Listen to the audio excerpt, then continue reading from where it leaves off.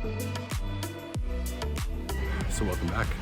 Today is Wednesday, I think, and it's a beautiful day. And today is pickup day for the Black Alpha to take it down to Lucky's workshop. He's going to be buying about, I suspected about 45 minutes to an hour. But while we're waiting for him, we're going to switch out these headlights here. These are US spec headlights, and with the US spec headlight, you'll never get MOT or TUV in Europe because they don't comply with some halogen thing or whatever. Anyway, we're going to do that, and I'll try and take as much video as I can so you can show. It's very, very simple. It takes about 10 minutes per side if we're fast, and yeah, stay tuned. So basically this is what we have. This is a US spec sealed beam headlamp, which we are not allowed to use in Europe. For whatever reason, it's not accepted, so we're gonna have to switch them out. What I've done is I've sourced these E-spec, European spec halogen H4 headlights, which are going into this car. We've done it on the other black car. Yeah, so this shouldn't be that hard. The first time around you always make mistakes, and I sure did.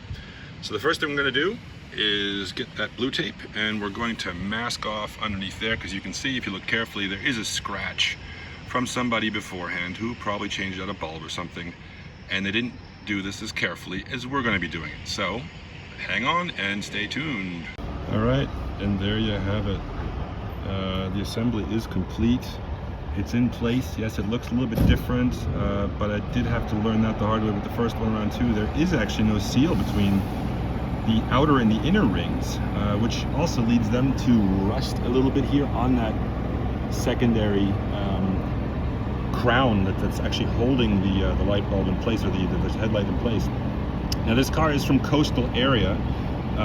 It doesn't really have much rust, but I can understand now why it has some here.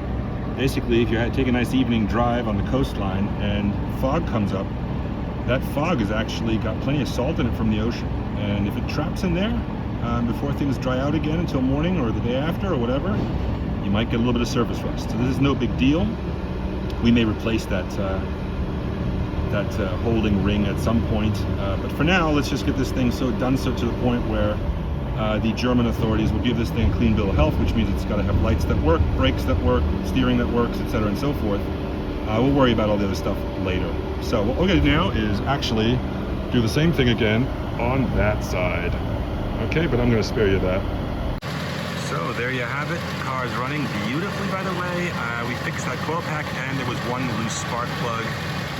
And you can see that our little change out of these headlamps and bulbs to conform and comply with European spec took about 15 minutes in total, the two of them, and they even work.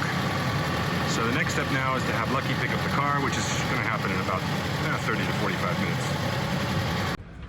Okay, we're back, and Lucky's here. Oops, there we go. Lucky's here, there he is, see? We just loaded up the Alpha, and we're gonna go visit him later today so that you guys can get an impression of what his workshop looks like. There she goes, heading off to Lucky Racing, which is where we're gonna be later on this afternoon, to discuss what needs to be done and what we wanna have done. All right, so stay tuned. Okay, so we've arrived at Lucky's workshop. I hope that this is the right place. I haven't been here. Oh, there's a Porsche there. Okay, there's Project Lucky car. There's the trailer. Okay, so let's go have a look. Very cool, very cool. Right next to an old 912. Loving it. Lucky's workshop. That flag looks familiar. And here's the Alpha. Oh, there he is. So we've just had the car up on the stand and the lift. Lucky's running away. Lucky says, no, thank you. But this is an Alpha paradise. It's exactly where we want this car to be. We were up on the lift with the car. It's going to need a bit of stuff in the suspension, but it's not as bad as we thought originally, so we should be done in a few weeks and hopefully not too expensive.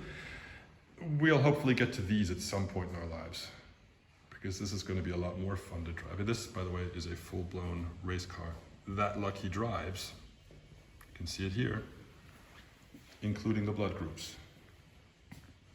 We're going to get that crazy, though. Okay, so we're in good hands. Stay tuned.